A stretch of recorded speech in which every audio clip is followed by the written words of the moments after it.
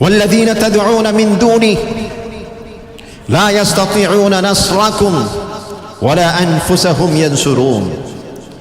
যারা ওই আল্লাহ ব্যতীত অন্য কাউকে অভিভাবক হিসেবে গ্রহণ করে, যাকে অভিভাবক হিসেবে গ্রহণ করছেন, যার জন্য ইবাদত করছেন, যার পুজো করছেন, যার কাছে সবকিছু চাইছেন, যাকে একমাত্র সবকিছুর অবলম্বন ভাবছেন, বিশ্বাস করছেন, সে তাকে প্রকৃতপক্ষে সহযোগিতা করার সেই শক্তি, সামর্থ্য, যোগ্যতা রাখেন না। এমনকি সে নিজের জন্যেও নিজেকে বিপদ থেকে মুক্ত করতে পারেন না। নিজেরটুকু নিজে সে সামাল দিতে পারে না, তো অপরেরটুকু কিভাবে, অপরকে কিভাবে সাহায্য সহযোগিতা করবে? এই জন্যই আল্লাহ বলছেন ওয়াহুয়া ইয়াতাওয়াল্লা সালিহিন, তিনি নেককারদের অভিভাবকত্ব গ্রহণ করে। হযরত মারিয়াম আলাইহিস সালাতু ওয়াস সালাম তার দায়িত্ব গ্রহণ করেছেন খালু হযরত জাকারিয়া আলাইহিস সালাম। বাইতুল মাকদাসের পাশে একটি কক্ষে অবস্থান করতেন হযরত জাকারিয়া আলাইহিস সালাম। বিশেষ কাজে দূরে সফরে গেছেন, দেরি হয়ে গেছে আসতে। বাঘিনী মারিয়াম আলাইহিস সালামকে কে দেখা ঘোষণা করছেন, ছটপট করতেছিল। তার খাদ্য, তাকে কিভাবে পরিচালনা, এই নিয়ে খুব দুশ্চিন্তার মধ্যে ছিলেন। দীর্ঘ সফর শেষে যখন তিনি আসলেন, ঘরে প্রবেশ করলেন, আল্লাহ পাক কোরআনে বলছেন ইজ দাখালা আলাইহা জাকারিয়াল মিহরাব ওয়াজাদা ইনদাহা রিজকা। মারিয়াম আলাইহিস সালামের চতুর্পাশে দেখলেন নানা প্রকারের ফল। এমন কিছু ফল সেখানে দেখা যাচ্ছে, ফ্রুটস, যেই ফলের মৌসুম তখন ছিল না। ওয়াজাদা ইনদাহা রিজকা ক্বালা আন্না লাকি হাদা। জিজ্ঞাসা করলেন তোমার জন্য এত ফল ফ্রুটস কোত্থেকে আসলো? ক্বালা হুয়া মিন ইনদিল্লাহ, এটা আল্লাহর পক্ষ থেকে। ইন্নাল্লাহা ইয়ারযুকু মান ইয়াশাউ বিগাইরি হিসাব।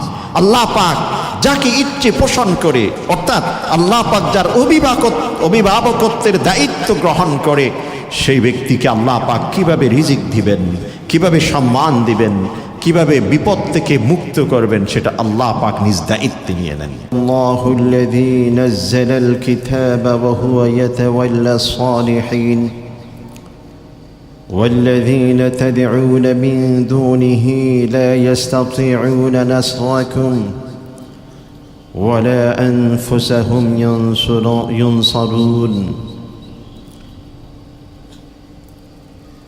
وقال تبارك وتعالى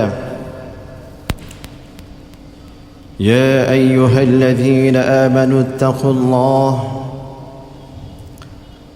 وكونوا مع الصادقين. صدق الله مولانا العظيم وصدق رسوله النبي الكريم ونحن على ذلك من الشاهدين والشاكرين والحمد لله رب العالمين. وعن أبي هريرة رضي الله عنه قال قال رسول الله صلى الله عليه وسلم إن من عباد الله عبادا يغبطهم الأنبياء والشهداء يوم القيامة. قيل من هم يا رسول الله؟ لعلنا نحبهم. قال هم قوم تحابوا في الله من غير أموال ولا أنساب وجوههم نور على منابر من نور لا يخافون إذا خاف الناس ولا يحزنون إذا حزن الناس.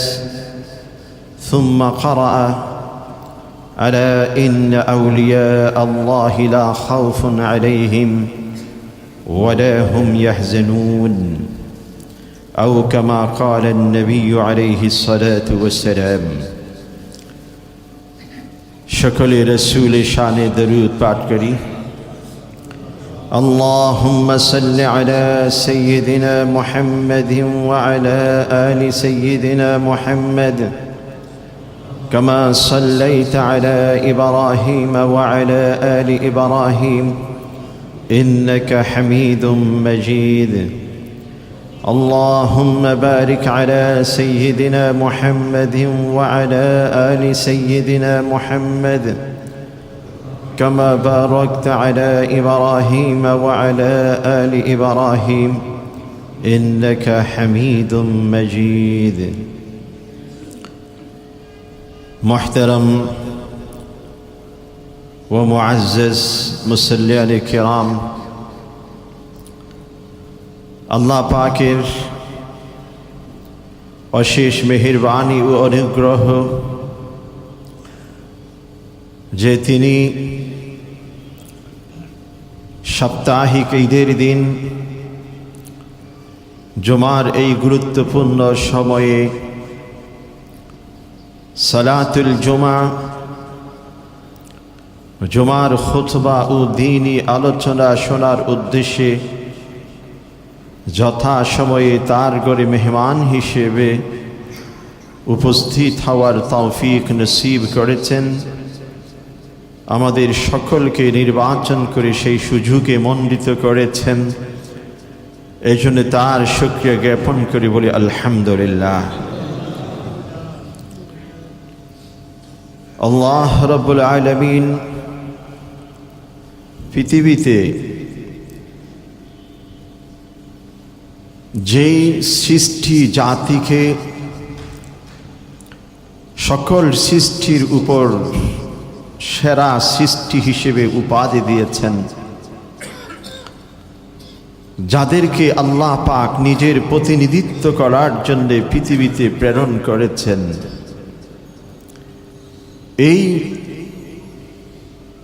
সর্বশ্রেষ্ঠ জাতিকে আল্লাহ পাক সার্বিক দৃষ্টিকোণ থেকে সম্পূর্ণ বা পরিপূর্ণতা দান করেননি মানুষ কোনো না কোনো একটি বিষয়ে তার মধ্যে অপরের সান্নিধ্য অপরের আশ্রয়ের সে মুখাপেক্ষী একাএকি একজন মানুষের পক্ষে তার জীবনের সব কিছু আঞ্জাম দেওয়া এটা কখনো সম্ভব নয় এই জন্য আল্লাহ পাক বলেছেন আনতুমুল ফুকারা ইয়া আইয়ুহান নাস আনতুমুল ফুকারা হে মানব সকল তোমরা একে অপরের মুখাপেক্ষী স্বয়ং সম্পূর্ণ তোমরা কেউ নও আল্লাহুল গনি আর আল্লাহ হচ্ছেন অমুখাপেক্ষী একজন মানুষ তিনি নিজের চোখের দৃষ্টি দিয়ে যদি কোনো কিছু দেখতে চায়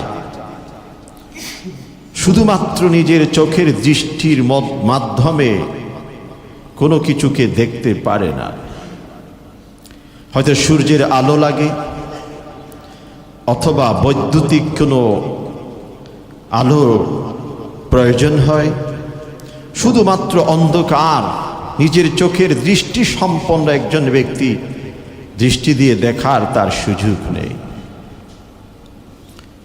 এভাবে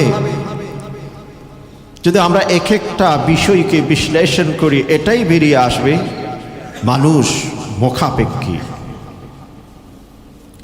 আর এই জন্যেই মানুষের মৃত্যুর পর অথবা মানুষ যখন ছোট্ট জীবন শিশু কালীন জীবন যাপন করে তার ওয়ালি প্রয়োজন হয় তার অভিভাবক প্রয়োজন হয় কোনো মুরগি বা কোনো প্রাণী সেখানে অভিভাবকত্বের বিষয় নাই, সেখানে মালিকানার বিষয় আছে। যে একটি গরু যদি কোনো জায়গায় চড়তে থাকে, ঘাস খেতে থাকে, তখন কোনো ব্যক্তি এসে জিজ্ঞাসা করবে না এই গরুর অভিভাবককে, জিজ্ঞাসা করবে এটার মালিককে। অভিভাবকত্ব আর মালিকানা দুটোর মধ্যে ফারাক রয়েছে। এই যে অভিভাবকত্ব, এটা একটি গুরুত্বপূর্ণ বিষয়। যেমন পিতা সন্তানের অভিভাবক হয়ে থাকে, এজন্য একজন নাবালেগ বাচ্চা বা কোনো সন্তান, তার যাবতীয় কাজের দায়িত্ব থাকে তার বাবার উপর। কোন একটি যুবক ঢাকাতে যদি আসে, ঢাকার উদ্দেশ্যে রওনা হলো, গাড়িতে যদি কারো সাথে তার সাক্ষাৎ হয়, কেউ যদি জিজ্ঞাসা করে তোমার কি নিজের কোনো বাড়ি গাড়ি আছে, সে উত্তর দিবে আমার কিছুই নেই। টাকা পয়সা, তা আমি তেমন কোনো টাকা পয়সার মালিকও না। যে তুমি যাচ্ছ কোথায়, যে আমি বিশ্ববিদ্যালয়ে ভর্তি নেব, ইউনিভার্সিটিতে প্রতি মাসে তোমাকে সেমিস্টার ওয়েজ এক একটা ফি দিতে হবে, তোমার ইনকাম সোর্স কি, তুমি কামাই করো, টাকা করতে কি? বলছে আমার কি কোনো টাকা নেই। তো তাহলে তুমি পড়বে কিভাবে, থাকবে কিভাবে, খাবে কোত্থেকে, কাপড় পরবে কোত্থেকে? এই যাবতীয় সব কিছু প্রশ্নের শেষে যদি জিজ্ঞাসা করা হয়, উত্তরে একটি বিষয় আসবে, যে এটা আমার বাবা জানেন। যে বাবা হিসেবে, বাপ হিসেবে, পিতা হিসেবে তার অভিভাবক। এই জন্য তার কাপড় সুপড়ের দায়িত্ব তার উপর, তার থাকার দায়িত্ব তার উপর, তার খাদ্য ইত্যাদি দায়িত্ব তার উপর, তার পড়াশোনার যে এক্সপেন্ডিচার, ব্যয়ভার তার বাবার উপর। এই যে অভিভাবকত্ব যে একটি বিষয়, বাবার ঘাড়ে, বাবার দায়িত্বে তার সব কিছু রয়েছে। একজন বাবা যেমন যে একটি সন্তানের, একটি শিশুর অভিভাবক হিসেবে সব কিছু দিয়ে থাকেন, প্রতিটি মানুষ তিনি যত বড় হোক না কেন, তার জাগতিক যাবতীয় কাজ এবং পরকালমুখী তার জীবনকে পরিচালনা করার জন্য একজন অভিভাবক প্রয়োজন। একজন কোনো ব্যক্তি যদি মনে করে আমি সেলফ ডিপেন্ডেন্ট, কমপ্লিটলি, সম্পূর্ণরূপে আমি স্বয়ং সম্পূর্ণ, এটা তার ভুল ধারণা হবে। আর এই অভিভাবকত্বের মধ্যে পৃথিবীতে যারা অভিভাবকত্বের দায়িত্ব গ্রহণ করার বা অভিভাবক হিসেবে আল্লাহ পাক চিহ্নিত করেছেন, তাদের সকলের সীমাবদ্ধতা রয়েছে। দৃষ্টির সীমাবদ্ধতা, বুদ্ধি বিবেকের সীমাবদ্ধতা, তার সব কিছু আঞ্জাম দেওয়ার সীমাবদ্ধতা, নানা প্রকৃতির সীমাবদ্ধতা তার রয়েছে। একজন পিতা সন্তানকে ভালোবাসে, সন্তানকে অনেক বেশি আদর করে, স্নেহ যত্ন কোনো তার অভাব নেই। কিন্তু সেই সন্তান যখন চোখের আড়াল হয়, নিজের চোখের সামনে রেখে যেমনটি সেই সন্তানকে রক্ষা করে, সেভাবে সম্ভব নয়।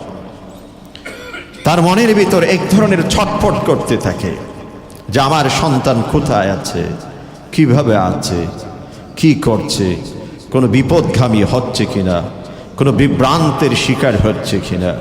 এভাবে নানা প্রকৃতির জল্পনা কল্পনা, টেনশন তার ভিতর কাজ করে। এটার কারণ, যেই অভিভাবক পৃথিবীতে অভিভাবকত্ব গ্রহণ করার মতো যে যোগ্যতা আল্লাহ পাক দিয়েছেন, এটা সীমিত। একই সাথে একজন সন্তানের যত কিছু প্রয়োজন, সব কিছু বাবার পক্ষে অনেকাংশে সম্ভব নয়। মোটামুটি যেটুকু না হলে নয়, ওইটুকু একজন বাবার পক্ষে সরবরাহ করা সম্ভব। এই অভিভাবকের মধ্যে যদি আমরা বাবাকে পর্যালোচনা করি, তার যেমনটি সীমাবদ্ধতা, মাকে যদি পর্যালোচনা করি, তার সীমাবদ্ধতা রয়েছে, দাদা দাদি সীমাবদ্ধতা রয়েছে, নানা নানি সীমাবদ্ধতা রয়েছে, চাচা ভাই মামা সকলের সীমাবদ্ধতা রয়েছে। কিন্তু পৃথিবীতে একজন অভিভাবক এমন আছেন যার অভিভাবকত্বের মধ্যে কোনো সীমাবদ্ধতা নাই, আর তিনি হচ্ছেন মহান রব্বুল আলামিন। আল্লাহ পাক সূরাতুল মুজাম্মিল এই জন্য বলছেন রব্বুল মাশরিকি ওয়াল মাগরিব, যিনি পূর্ব পশ্চিম সব কিছুকে পরিচালনা করে, অর্থাৎ টোটাল জগৎকে যিনি পরিচালনা করে। লা ইলাহা ইল্লাহু, তিনি ব্যতীত আর কোনো সত্তা নেই যার সামনে সেজদা করা যায়, যার কাছে কোনো কিছু চাওয়া যায়, যার উদ্দেশ্যে রুকু করা যায়, যাকে ব্যতীত অন্য কারোর জন্য ইবাদত করা যায়। ফাত্তাখিযহু ওয়াকিলা, অতঃপর সেই সত্তাকে, সেই রবকে তুমি ওকিল হিসেবে, অভিভাবক হিসেবে গ্রহণ করো। আল্লাহকে অভিভাবক হিসেবে গ্রহণ করা, আল্লাহকে নিজের সব কিছুর হর্তাকর্তা হিসেবে গ্রহণ করা।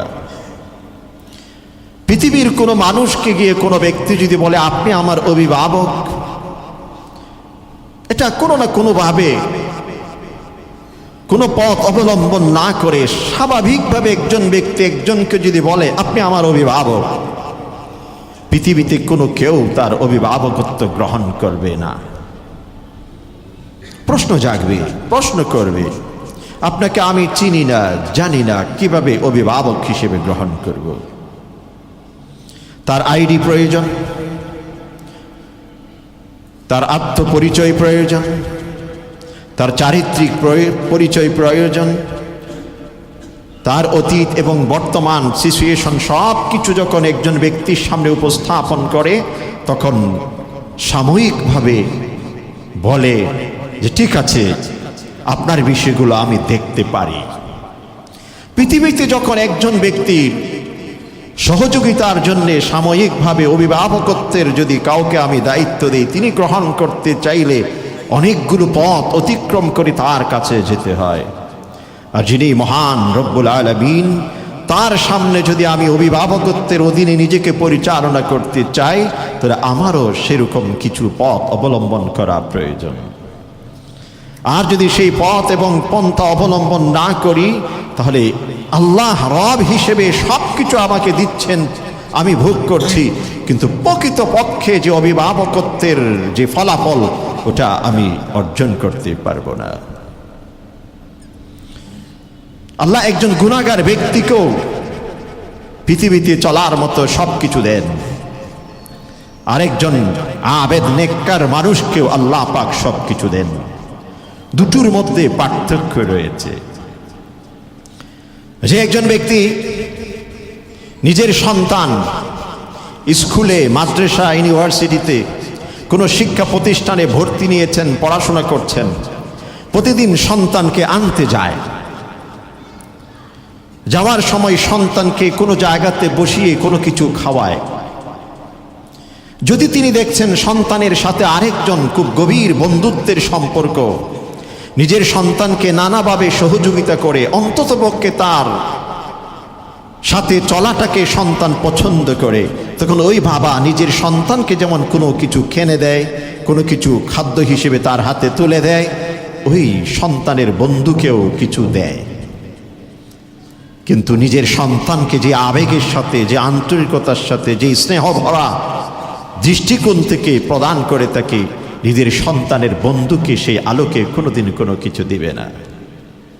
ঠিক পৃথিবীতে আল্লাহ পাক একজন নেককার ব্যক্তিকে যেভাবে অভিভাবকত্বের দৃষ্টিকোণ থেকে কোনো কিছু দিয়ে থাকেন, রিজিক দিয়ে থাকেন, সম্মান দিয়ে থাকেন, পদ পদবি দিয়ে থাকেন, বিপদ থেকে রক্ষা করে থাকেন, কিন্তু আরেকজন যিনি আল্লাহর নাফরমানি করে অবাধ্য হয়, সেই ব্যক্তিকে সেভাবে দিবেন না। তাকে দিবেন এই দৃষ্টিকোণ থেকে, যিনি আমার যে নেককার, যিনি আমাকে পছন্দ করে, যিনি আমার আদেশ নিষেধকে মেনে চলে, যিনি আমাকে বিশ্বাস করে, আমাকে অভিভাবক হিসেবে, একমাত্র অভিভাবক হিসেবে গ্রহণ করেছে, সেই ব্যক্তির সাথে উঠা বসা করে, চলাফেরা করে, ওই দৃষ্টিকোণ থেকে তাকে আমি কিছু দিচ্ছি। এই জন্য জীবন যদি মনে হচ্ছে সুন্দর গতিতে চলছে, কোনো বিপদ নেই, কোনো দুশ্চিন্তা নেই, কোনো এই নেই। মনে করতে হবে যে আল্লাহ পাকের পরিপূর্ণ সন্তুষ্টি আমি পেয়ে গেছি, এমন নয়।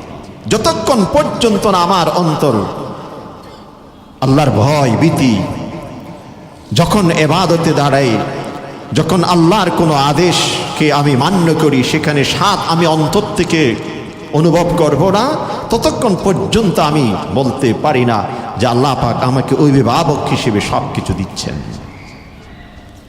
এজন্য আল্লাহকে অভিভাবক হিসেবে পাওয়ার জন্য যেটা প্রয়োজন সেটা হচ্ছে তাকওয়া, সেটা হচ্ছে আল্লাহ ভীতি।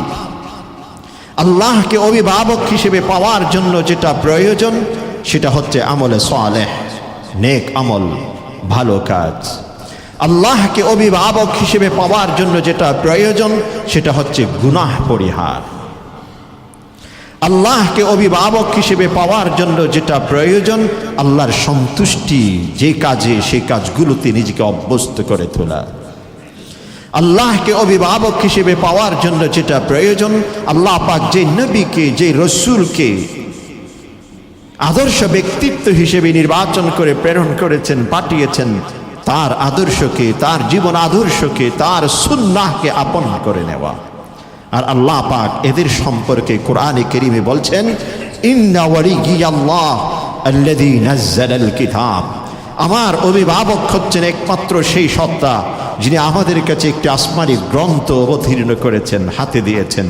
ওয়া হুয়া ইয়াতাওয়াল্লাস সালিহিন, তিনি যারা নেককার তাদের অভিভাবকত্ব গ্রহণ করে।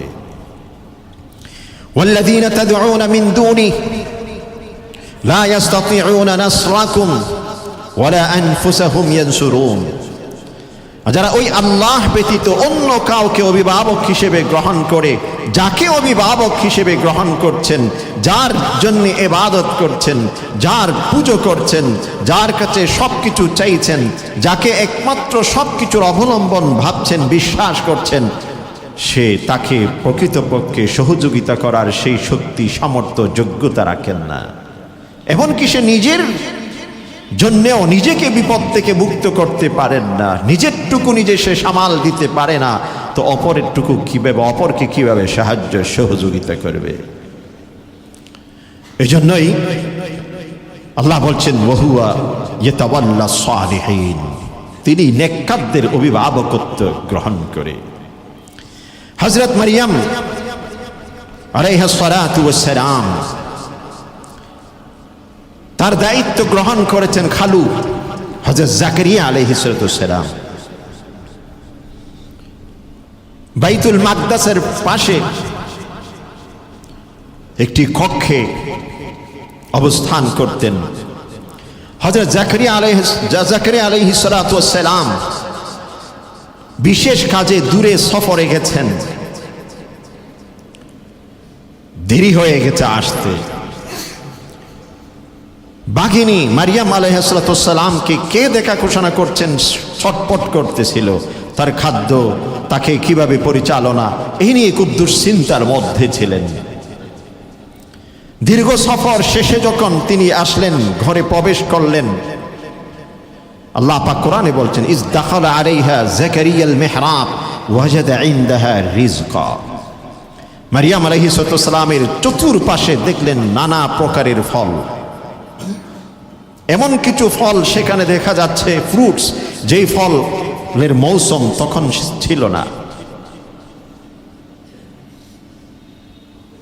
ওয়াজাদা ইনদাহা রিজকা ক্বালা আন্না লাকি হাদা। জিজ্ঞাসা করলেন তোমার জন্য এত ফল ফ্রুটস কোত্থেকে আসলো? ক্বালা হুয়া মিন ইনদিল্লাহ, এটা আল্লাহর পক্ষ থেকে। ইন্নাল্লাহা ইয়ারযুকু মান ইয়াশাউ বিগাইরি হিসাব। আল্লাহ পাক যাকে ইচ্ছে পোষণ করে, অর্থাৎ আল্লাহ পাক যার অভিভাবকত্বের দায়িত্ব গ্রহণ করে, সেই ব্যক্তিকে আল্লাহ পাক কিভাবে রিজিক দিবেন, কিভাবে সম্মান দিবেন, কিভাবে বিপদ থেকে মুক্ত করবেন, সেটা আল্লাহ পাক নিজ দায়িত্বে নিয়ে নেন। মারিয়াম আলাইহিস সালাম অত্যন্ত মুত্তাকি ছিলেন, আর এমন মুত্তাকি ছিলেন বলেই তো আল্লাহ পাক একজন যে নবীর মাতা হিসেবে তাকে সম্মানিত করেছেন। হযরত ঈসা আলাইহিস সালামকে তার গর্ভে মাধ্যমে পৃথিবীতে আল্লাহ পাক নবী হিসেবে প্রেরণ করেছেন। এইভাবে ফেরাউনের স্ত্রী এক কঠিন সময় অতিক্রম করেছে। জালেমের ঘরে তার বসবাস, যে সরাসরি আল্লাহকে শুধুমাত্র অস্বীকার করে ক্ষান্ত হয়নি, নিজেই রব, নিজেই খোদা, নিজেই আল্লাহ, নিজেই একমাত্র উপাস্য হিসেবে দাবি করেছেন। যে দৃঢ়তা, এটা কতখানি, এটাকে নিয়ে পর্যালোচনা করি না, সেলফ স্টাডি করি না। নিজেকে নিয়ে যদি আত্মসমালোচনা করা যায় যে আমি কতখানি মজবুত।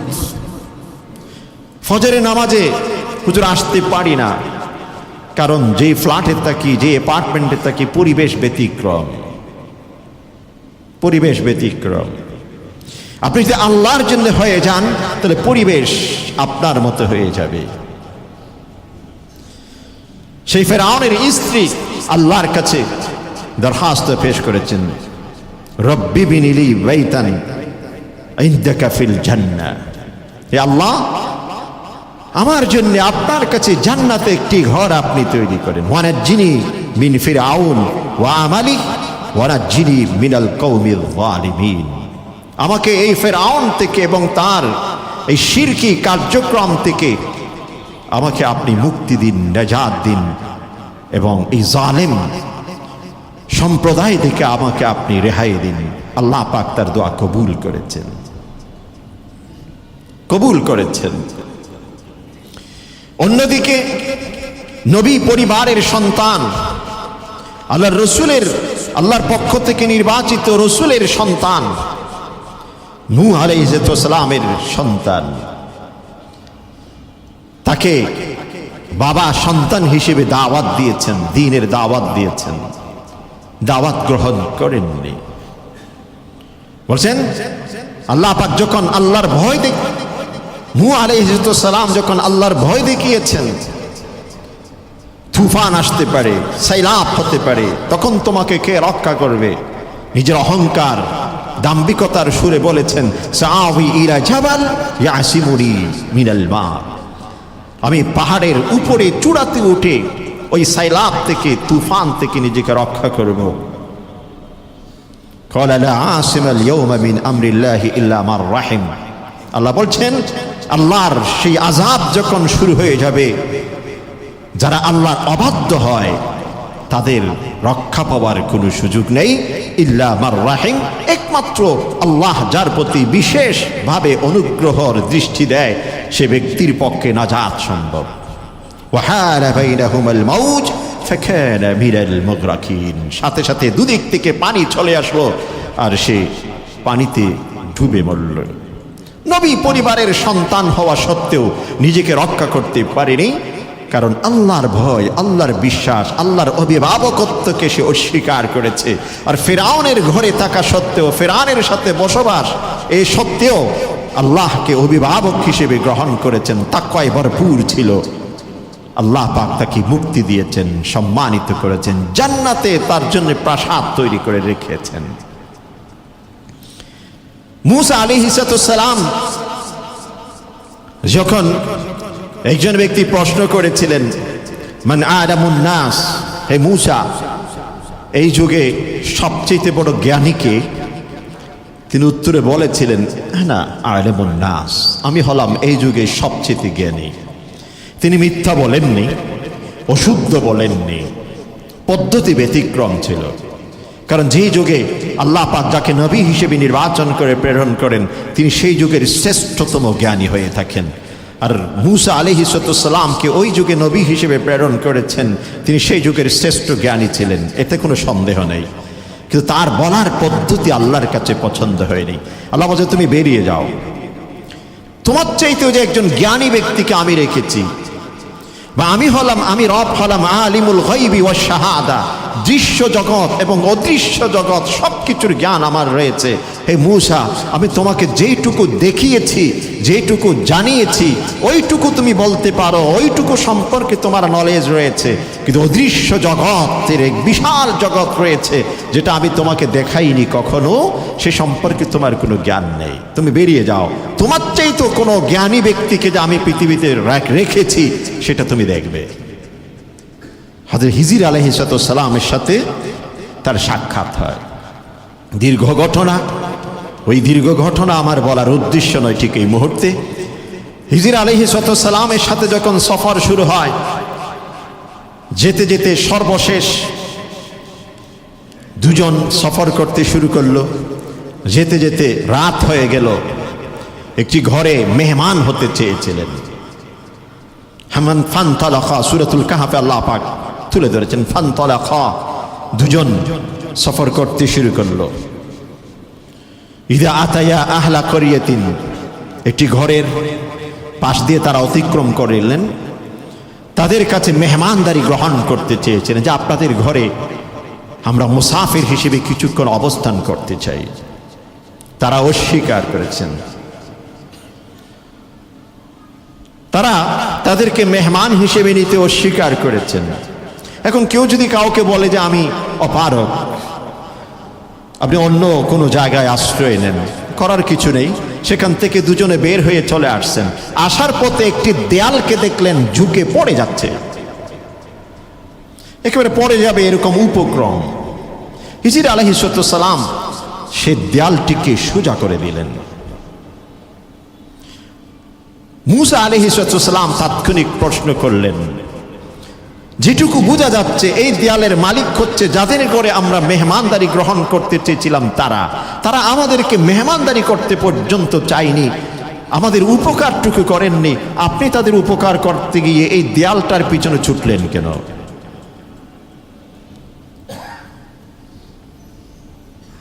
যেহেতু তারা আমাদেরকে অস্বীকার করেছেন, অসম্মান করেছেন, এটুকু করার তো দরকার ছিল না। হিজর আলাইহিস সালাম শেষে যখন সকল প্রশ্নের উত্তর দিচ্ছিলেন তখন বললেন, ওয়া আম্মাল গুলাম ওয়া আম্মাল জিদার ফাকানা লিগুলামাইনি ইয়াতীমাইনি ফিল মাদিনা ওয়া কানা তাহতাহু কানজুল লাহুমা ওয়া কানা আবুহুমা সালিহা ওয়া কানা আবুহুমা সালিহা। যে দেয়ালটুকু আমি সোজা করে দিলাম, এই দেয়ালটি ওই দুই এতিমের, ওই যাদের কাছে আমরা মেহমানদারি চেয়েছিলাম, যারা গ্রহণ করেননি আমাদেরকে, তাদের ছিল। তবে তারা যদিও আমাদেরকে মেহমানদারি করেননি, এই দেয়ালের পিছনে কিছু সম্পদ ছিল যেগুলো তাদের পূর্বপুরুষ তাদের জন্য রেখে গেছে, এবং তাদের পূর্বপুরুষ আল্লাহর অতি সান্নিধ্য প্রাপ্ত ব্যক্তিত্ব ছিলেন। তাদের সেই ফলাফল হিসেবে, তাদের সেই দোয়া হিসেবে আল্লাহ পাক এটা রক্ষা করার নির্দেশ দিয়েছেন। যদিও তারা আমাকে ঠিক এই মুহূর্তে মেহমানদারি করেননি, তাদের পূর্বপুরুষ যে আল্লাহর নেককার বান্দা ছিলেন, সেই বদৌলতে আমি তাদের সম্পদটুকু যেন কেউ চুরি করে লুণ্ঠন করে নিয়ে যেতে না পারে, দেয়ালকে সোজা করে দিয়েছি। বুঝা গেল যারা আল্লাহর অভিভাবকত্ব গ্রহণ করে তিনি শুধুমাত্র পৃথিবীতে লাভবান হন, তিনি একমাত্র বিপদ থেকে মুক্ত হন তা নয়, তার ভবিষ্যৎ প্রজন্মকেও আল্লাহ পাক রক্ষা করেন, বিপদ থেকে মুক্তি দেন, বিপদ থেকে মুক্তি দেন। এজন্য নিজে একা একই জান্নাতি হওয়া এটা কিন্তু নয়, সপরিবারে জান্নাতি হওয়ার মানসিকতা রাখতে হবে। আল্লাহ পাক বলছেন, ওয়াল্লাযীনা আমানু ওয়াত্তাবাআতহুম যুররিয়াতুহুম বিঈমান আলহাকনা বিহিম যুররিয়াতাহুম ওয়ামা আলাতনাহুম মিন আমালিহিম মিন শাই কুল্লু ইমরিইম বিমা কাসাবা রহিন। আল্লাহ বলছেন যারা ঈমান এনেছেন এবং নিজের ভবিষ্যৎ প্রজন্মকে সেই ঈমানি পরিবেশ দিতে পেরেছেন, কাল কিয়ামতের দিন তারা একত্রিতভাবে উত্থিত হবে।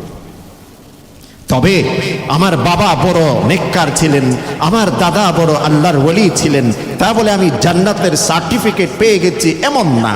আল্লাহ বলছেন, ওয়ামা আলাতনাহুম মিন আমালিহিম মিন শাই কুল্লু ইমরিইম বিমা কাসাবা রহিন। প্রতিটি মানুষকে নিজ কর্মের জবাবদিহিতা তাকে করতে হবে। আমার দাদা ভালো লোক ছিলেন, আমার পরদাদা এমন ছিলেন, আমার বাবা এমন ছিলেন, এই লেকচার, এই আপনার ঢেকুর গিলে কোনো ব্যক্তি যদি বলতে চায় যে আমি জান্নাতি, আমি অনেক ভালো, এটার সার্টিফিকেট আল্লাহ পাক দেয়নি। তবে হ্যাঁ, এই আলোকে আল্লাহ পাক যদি চান অনেক কিছু থেকে মুক্ত আমাদেরকে করতে পারেন। এজন্য নেককার হওয়া, আমলে সালেহ সাথে রাখা, এটা হচ্ছে আল্লাহ পাকের অভিভাবকত্ব গ্রহণের অন্যতম উপায়। আমি আল্লাহকে কতখানি অভিভাবক হিসেবে গ্রহণ করি, আরেকটি দৃষ্টান্ত তুলে ধরতে পারি। ওমর বিন আব্দুল আজিজ একজন শাসক ছিলেন এবং ঐতিহাসিক ব্যক্তিত্ব। তার জীবনের শেষ মুহূর্তে বিদায়ের পূর্বে, পৃথিবী থেকে বিদায়ের পূর্বে যখন শয্যাশায়ী হয়ে গেলেন, ঠিক সেই সময় কোন একজন এসে জিজ্ঞাসা করলেন, আপনার পূর্বের যারা এরকম শাসক ছিলেন তারা নিজেদের সন্তানদেরকে অনেক কিছু দিয়ে গেছে, জমিদারি দিয়ে গেছে, অনেকটি পদ দিয়ে গেছে, অনেক কিছু দিয়ে গেছে, যারা পৃথিবীতে এখন সেই সম্মানের সাথে নেয়াজ ও নেয়ামত নিয়ে ভরপুরভাবে জীবন যাপন করছেন। কিন্তু আপনি তো এত সুন্দর একজন শাসক, আপনার চতুর্দিকে নেম ফেম যশ খ্যাতি চতুর্দিকে রয়েছে, কিন্তু আপনার যে এতগুলো সন্তান রয়েছে, এই সন্তানদের জন্য আপনি কিছুই তো দিলেন না, আপনি তো কিছুই দিলেন না। তখন তিনি বললেন যে আমার সন্তানদেরকে আমি জাগতিক দৃষ্টিকোণ থেকে কোনো কিছু দেইনি, কিন্তু শিক্ষা দীক্ষা এবং মানসিকভাবে এমন প্রস্তুত আমি করেছি, তার একমাত্র এক আল্লাহর অভিভাবকত্বের অধীনে নিজেকে পরিচালনা করার মতো সেই যোগ্য করে আমি দিয়েছি। আর যার অভিভাবক আল্লাহ হয়ে যান, তার পৃথিবীর ওই জমিদারি এই সব কিছুর কোনো কিছু প্রয়োজন হয় না। ইতিহাসের মধ্যে দেখা যায় তিনি জীবদ্দশায় কোনো সন্তানকে কোনো গভর্নমেন্ট বা কোনো জায়গাতে কোনো যে আপনার কোনো যা অঞ্চলে তাদেরকে কোনো পদ পদবি দেয়নি। তার পরবর্তীতে যারা সরকার হিসেবে, পরবর্তীতে যারা শাসক হিসেবে এসেছে, তারা যখন এক এক জায়গাতে গভর্নর, আমানতদার, ইনসাফ ভিত্তিক যারা সব কিছুকে পরিচালনা করে, এমন গভর্নর যখন অনুসন্ধান করলেন, ওমর বিন আব্দুল আজিজের এক একজন সন্তানকে খুঁজে পেলেন। ইতিহাসের মধ্যে লেখছেন ওনার যত সন্তান ছিল, পরবর্তীতে সকল সন্তানদেরকে তাদের আমানতদারিতার কারণে, তাদের যোগ্যতার কারণে, এটা একমাত্র পূর্বপুরুষের সুপারিশ বা ওই প্রভাব প্রতিপত্তির কারণে নয়, শিক্ষা দীক্ষা আমানতদারি তাকওয়া পরহেজগারির যোগ্যতার আলোকে সকলকে এক এক জায়গাতে গভর্নর হিসেবে নিযুক্ত করতে বাধ্য হয়েছিলেন। আর এর পূর্বের যাদেরকে অনেক জমিদারি ইত্যাদি দিয়ে গেছিল, যাদের মধ্যে কোনো যোগ্যতা ছিল না, লুণ্ঠন চুরি ডাকাতি এই সব কিছু ছিল, তারা পরবর্তীতে পথের ভিক্ষুক হিসেবে ভিক্ষা করতেও দেখা গেছে অনেককে। এটা হচ্ছে আল্লাহ ভীতির, এটা হচ্ছে নেক আমলের, এটা হচ্ছে আল্লাহর অভিভাবকত্বের ফলাফল। এটা হচ্ছে আল্লাহর অভিভাবকত্বের ফলাফল। আল্লাহ পাক এই জন্য বলছেন ওয়াহুয়া ইয়াতাওয়াল্লা সালিহিন, তিনি নেককারদের অভিভাবক, তিনি নেককারদেরকে নিজের অভিভাবকত্বের অধীনে নিয়ে আসেন। এই জন্যই সময় যেটা আমরা অতিক্রম করছি, বর্তমান শাবান মাস এসে গেছে, সাহাবায়ে কেরাম রাসূল করিম সাল্লাল্লাহু আলাইহি ওয়াসাল্লাম অপেক্ষা করতেন, ইন্তজারে থাকতেন কখন ইবাদতের মৌসুম আসবে। প্রকৃতপক্ষে ইবাদতের মৌসুম উদ্দেশ্য নয়, আমি আরেকবার এখানে আলোচনা করেছিলাম, ইবাদত সাময়িক, তার ফলাফল চিরন্তন। আমি নামাজ পড়ছি, আজকে জুমার নামাজ আদায় করলাম, 2 রাকাত নামাজ আদায় করতে কতক্ষণ সময় লাগে? 4 মিনিট, 5 মিনিট, 6 মিনিট। কেরাত তাসবিহাতের তারতম্যে এর চেয়ে বেশি সময় লাগে না। কিন্তু এই 2 রাকাত নামাজ যদি আমি প্রকৃত নামাজের আদলে, নামাজের আলোকে আমি আদায় করি, এটার ফলাফল আমার মৃত্যুর আগ পর্যন্ত থাকবে। এই 2 রাকাত নামাজ আমাকে মৃত্যু পর্যন্ত গাইড করবে, মৃত্যু পর্যন্ত নাজাত দেবে, মৃত্যু পর্যন্ত সম্মান দেবে, মৃত্যু পর্যন্ত আমার রিজিকে প্রভাব বিস্তার করবে। যদি আমার সেই ইবাদতের সেই কোয়ালিটি, সেই মান সম্মত ইবাদত যদি আমি করতে পারি। রাসূল করিম সাল্লাল্লাহু আলাইহি ওয়াসাল্লাম ওই ধরনের ইবাদতের মৌসুমের অপেক্ষা করতেন। আর ইবাদতের অন্যতম একটি মৌসুম হচ্ছে রমাদানুল মুবারক। রমাদানুল মুবারক, রাসূল করিম সাল্লাল্লাহু আলাইহি ওয়াসাল্লাম, সাহাবায়ে কেরাম রজব মাস যখন আসা শুরু হয় তখন থেকে মনের ভিতর ছটফট করতে থাকে। এজন্য যদিও হাদিসটি নিয়ে অনেক প্রশ্ন রয়েছে, একটি দোয়া আমরা বিভিন্ন সময় মুনাজাতেও শুনে থাকি, আল্লাহুম্মা বারিক লানা ফি রজব ওয়া শাবান। হে আল্লাহ, রজব এবং শাবান মাসে আমাকে বরকত দিন। বরকত দেওয়ার অর্থ হলো আমার হায়াতে বরকত দিন। ওয়াবাল্লিগনা রমাদান, এবং হায়াতে বরকত দিয়ে আমাদেরকে রমজান পর্যন্ত টেনে হিঁচড়ে নিয়ে যান। এটার অর্থ বিভিন্ন, তার মধ্যে অন্যতম একটি বিষয় হলো রমজানের প্রতি আগ্রহ, ইন্তজার, অপেক্ষা। এটা একটি ইবাদতের মৌসুম। রজব মাস অতিক্রম হয়ে গেছে, শাবান মাস শুরু হয়ে গেছে, রমজানের বাকি এক মাস পরিপূর্ণ নেই। 26, 27 বা 24-25 দিন মাত্র বাকি আছে, এর বেশি কিন্তু নেই। মুমিনের মন এখন থেকে ছটপট, এখন থেকে প্রিপারেশন, এখন থেকে সে মানসিকভাবে প্রস্তুতি গ্রহণ করবে রমজান কিভাবে উদযাপন করা যায়। আমরা উদযাপন শব্দটিকে কোনো অনুষ্ঠানের সাথে সম্পৃক্ত করি, যে আনন্দ উদযাপন।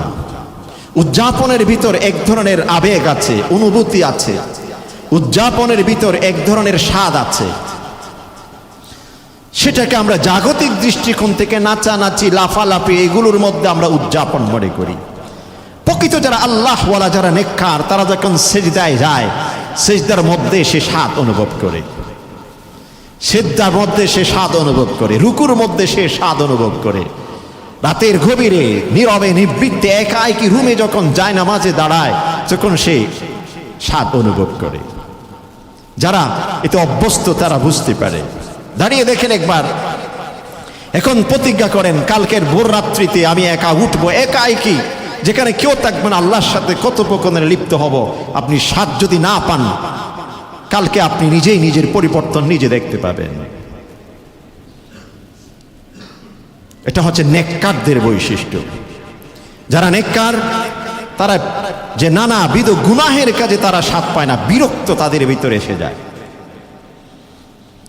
এই জন্য রমজান কিভাবে উদযাপন করবে, রমজানের এক একটি রোজা থেকে কিভাবে স্বাদ অনুভব করবে, সেই প্রস্তুতি এখন থেকে গ্রহণ করে। আয়েশা সিদ্দিকা রাদিয়াল্লাহু আনহা ইরশাদ করছেন, রাসূল করিম সাল্লাল্লাহু আলাইহি ওয়াসাল্লাম রমজান ব্যতীত, রমজানের বাহিরে যে 12-11টি মাস রয়েছে, 12 মাসের মধ্যে রমজান ছাড়া যেই মাসে সবচেয়ে বেশি রোজা রাখতেন সেটা হচ্ছে শাবান মাস। সেটা হলো শাবান মাস। আমরা 15ই শাবান আসলে অনেকে শাবান মাস যে প্রবেশ করেছে এটাও কিন্তু জানি না, এটাও কিন্তু জানি না। আমরা 31st নাইট কিভাবে উদযাপন করা যায়, এই জন্য কত কিছু, অথচ ইসলামের এক একটি মাস যখন বিদায় নেয়, আরেকটি মাস যখন প্রবেশ করে, কত সুন্দর একটি চাঁদের যে আপনার মাধ্যমে একটি মাসের সূচনা হয়। কিন্তু সেই চাঁদটুকু দেখা, এটা যে একটি সুন্নাত, এইটুকু আমরা একজন মুসলিম পরিবারের সন্তান হিসেবে অনেকে জানেই না, অনেকে জানেই না। এমনকি আরবি মাস কোন দিকে যাচ্ছে, কোন দিকে আসতেছে, এটুকু আমাদের খোঁজ খবর নেই। অথচ আরবি মাস এক মাস অতিক্রম হয়ে আরেক মাস যখন আসে, মাসের সূচনায় চাঁদ দেখা এটা সুন্নাত। আল্লাহ পাক কোরআনে বলছেন, ওয়াজআলনাল লাইল ওয়ান নাহার আয়াতাইন, রাত এবং দিন আমার সৃষ্টি নিদর্শনের অন্যতম সৃষ্টি নিদর্শন। ফামাহাউনা আয়াতাল লাইল, রাতকে অন্ধকার দিয়ে ঢেকে দিয়েছি। ওয়াজআলনা আয়াতান নাহারি মুবসিরা, দিনকে আলোকিত করেছি। লিতাবতাগু ফাদলাম মির রাব্বিকুম, তোমার রবের কাছ থেকে রিজিক তোমাদের যেগুলো বরাদ্দ করেছি সেগুলো যেন অন্বেষণ করতে পারো। ওয়ালিতা'লামু আদাদাস সিনিনা ওয়াল হিসাব, এবং তোমাদের যে এক একটি হায়াতের দিন যাচ্ছে, সপ্তাহ যাচ্ছে, মাস যাচ্ছে, বছর যাচ্ছে, এই সব কিছুকে যেন তোমরা হিসাব করতে পারো। ওয়া কুল্লা শাইইন ফাসসালনাহু তাফসীলা, আমি সব কিছুকে এভাবে স্পষ্ট করে বর্ণনা করে দিয়েছি। তাহলে আমার হায়াতের কোন দিন কিভাবে যাচ্ছে এটা বুঝবার জন্যে রাত এবং দিনের আবর্তন পরিবর্তন, একটি মাস অতিক্রম করে চাঁদ যখন উদয় হয় তখন যে আরেকটি মাসের সূচনা হচ্ছে, এটা আমার হায়াতের একটি গুরুত্বপূর্ণ বিষয়ের সাথে সম্পৃক্ত রয়েছে। এটা আমাদের খোঁজেই নেই, এটা সম্পর্কে আমাদের কোনো খবরেই নেই, অথচ 31st নাইট এই সেই যেগুলো আমাদের অপসংস্কৃতি, এগুলোর পিছনে অর্থব্যয়, সময় নষ্ট, অনেক কিছু দুর্ঘটনা এর সাথে সম্পৃক্ত, গুনাহ, অবাধ্যতা, যেগুলো সমাজের মধ্যে আল্লাহর গজব নিয়ে আসতে সহযোগিতা করে, এই সমস্ত কাজে আমরা সম্পৃক্ত হতে পছন্দ করি। অথচ আরবি একটি মাস এসেছে, অনেকের সাথে আমাদের সেটা সম্পর্ক নেই। আমাদের প্রয়োজন, আমাদের বাচ্চাদেরকে নিয়ে যখন সন্তানদেরকে নিয়ে বাসায় আমরা নানাবিধ গল্প গুজব করে থাকি, অনেক আমরা টপিকস নিয়ে পরস্পর আলোচনা করি, ছেলে মেয়েদের সাথে বসে যে পরিবারে অনেক সময় আমরা অনেক কিছু আলোচনা করি। এটা আলোচনা করা একে অপরের সাথে এটা হৃদ্যতা বৃদ্ধি পায়। সেই আলোচনার টপিকস যদি এই ধরনের কিছু বিষয় হয়, তখন দেখবেন সেই হৃদ্যতা, সেই সম্পর্ক আরো বেশি মজবুত হবে, আরো বেশি মজবুত হবে। শাবান মাস এসেছে, শাবান মাস আমাদের কি বার্তা দিচ্ছে? ওই 15 শাবানের জন্য অপেক্ষা করতে হবে, যেটা নিয়ে অনেক বিতর্ক রয়েছে, যেটা নিয়ে অনেক বিতর্ক আছে। কবে শাবানের 15 তারিখ আসবে, তারপর রোজা রাখবো, সালাত আদায় করবো, রাত জাগবো? নো, রাসূল করিম সাল্লাল্লাহু আলাইহি ওয়াসাল্লাম শাবানের সূচনা থেকে রোজা রাখতে শুরু করতেন এবং শাবান মাসকে সেভাবে উদযাপন করতেন। এখন থেকে আমাদের প্রস্তুতি গ্রহণ করতে হবে রমজানুল মুবারকের জন্য। সেই প্রস্তুতির মধ্যে কি কি কাজ আমরা করব? সুন্দর সুন্দর কাপড় সেলাই করব, সেই রমজানের জন্য কি প্রস্তুতি গ্রহণ করব? কেজিতে কেজিতে দামি দামি খেজুর আনার একটা প্রতিযোগিতা করব। সেই রমজানের জন্য প্রস্তুতির জন্য আমরা কি করতে পারি? বড় দোকান দিব, কোন ব্যবসা বেশি খোলা যায়, যেটার মাধ্যমে রমজানে সবচেয়ে বেশি প্রফিট অর্জন করা যেতে পারে, সেটার জন্য আমরা কি পরিকল্পনা করব? বাহির থেকে কোন জিনিসটি বেশি বেশি যে ইনপুট করা যায়, এগুলো কিন্তু রমজানের প্রস্তুতির অন্তর্ভুক্ত না। রমজানের প্রস্তুতির অন্তর্ভুক্ত হলো এই, আমার সময়কে, সময়সূচিকে আমি পরিবর্তন করব। রমজানুল মুবারকের প্রস্তুতি হলো এই, আমি সময়ের মধ্যে সেট করব কতক্ষণ আমি তিলাওয়াত করব, কোন সময় জিকির করব, কোন সময় আমি যে আপনার সালাতুত তাহাজ্জুদে দাঁড়াবো, কোন সময় আমি সেহরি গ্রহণ করব, ইফতারকে কিভাবে ইফতারের গাম্ভীর্যতার সাথে আদায় করা যায় সেটা আমি করব, ইফতার নিজে যেমনটি করব অপরকে কিভাবে সেখানে শামিল করা যায়, সেহরি নিজে যেমন করব অপরকে কিভাবে সেখানে শামিল করা যায়, এগুলো হচ্ছে রমজানের প্রিপারেশন, প্রস্তুতি। আমি অতীতেও বলেছি, যেটা কোনো জায়গায় হয়তো বলা হয় না, যে আমরা ইফতারে মসজিদ ভিত্তিক ইফতার করানো, এইটুকু এখনো পর্যন্ত আমাদের মধ্যে বাকি আছে। কিন্তু রাসূল করিম সাল্লাল্লাহু আলাইহি ওয়াসাল্লাম নিজে শুধু ইফতারের টাকা দিয়ে, আঞ্জাম দিয়ে নিজে ঘরে প্রবেশ করে যেতেন এমন না, সকলকে সাথে নিয়ে মসজিদে ইফতার করতেন সম্মিলিতভাবে, আনন্দ। সারাদিন রোজা রেখেছেন, রোজা রাখার পর ইফতারের সময় এক ধরনের আনন্দ। লিসাইমে ফারহাতান, আল্লাহ রসুল বলছেন রোজাদার ব্যক্তির জন্য দুটো আনন্দ। একটি আনন্দ হলো ইফতার, ওই আনন্দটুকু একা আত্মকেন্দ্রিক হয়ে যেন না থাকে, সকলের মাঝে যেন সেটা ভাগাভাগি হয়। এই জন্য বড় জামায়াতের সাথে ইফতার। ইফতার যেমনটি সকলকে নিয়ে করা যায়, সেহরি, আমরা তো সেহরি যে কাউকে দাওয়াত দেওয়া বা মসজিদ ভিত্তিক এরকম আয়োজন করে সেহরির আয়োজন করা, এটা কিন্তু আমাদের মধ্যে নেই, একদম নেই। আবু হুরায়রা রাদিয়াল্লাহু আনহু, আব্দুল্লাহ ইবনে মাসউদ রাদিয়াল্লাহু আনহু, ইবনে আব্বাস রাদিয়াল্লাহু আনহু, আনাস ইবনে মালিক রাদিয়াল্লাহু আনহু, অসংখ্য সাহাবী থেকে বর্ণিত রাসূল করিম সাল্লাল্লাহু আলাইহি ওয়াসাল্লাম সেহরির জন্য দাওয়াত দিয়েছেন, সেহরির জন্য দাওয়াত দিয়েছেন। ইবনে আব্বাস রাদিয়াল্লাহু আনহু বলছেন যে আমরা সেহরি শেষ করে বের হচ্ছি, ঠিক সেই সময় দেখলাম মসজিদে নববী থেকে আওয়াজ শোনা যাচ্ছে। কিভাবে? খাওয়ার শেষ হয়ে যখন উঠে হাত ধুবে ইত্যাদি এগুলোতে একটু আওয়াজ হয়, কেউ আওয়াজ হচ্ছে মানুষের, কেন? সকলেই সেহরি শেষ করেছেন সম্মিলিতভাবে। অথচ আমাদের মধ্যে সেই আয়োজন প্রশ্নই আসে না।